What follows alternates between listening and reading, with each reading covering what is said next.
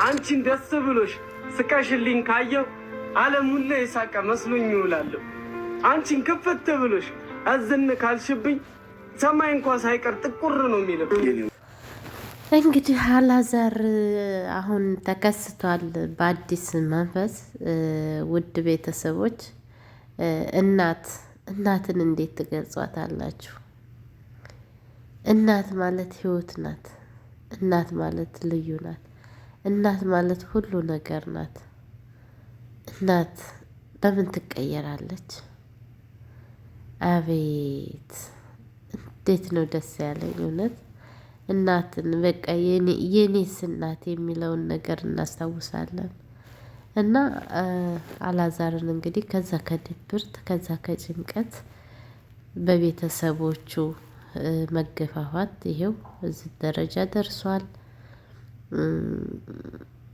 እናት ማለት ልጇ ሲጠግብ ልጇ ሲያዝን ለምን ብላ የምትል ናት።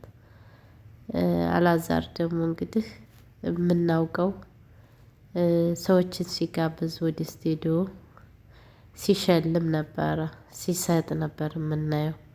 አሁን ላይ ግን ተግዞና ተጨንቆ ነበር የምናየው። ዛሬ ላይ ተመልሷል። አንዳንድ ጊዜ ልባችንን የሚያሳውረውን ነገር አናውቅምና ልቦና ይስጠን።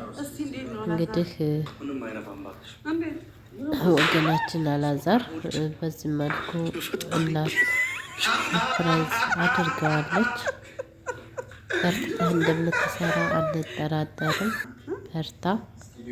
ጓደኛውም ጓደኛ ብቻ ሳይሆን ወንድም ማለት ነው። ቻው።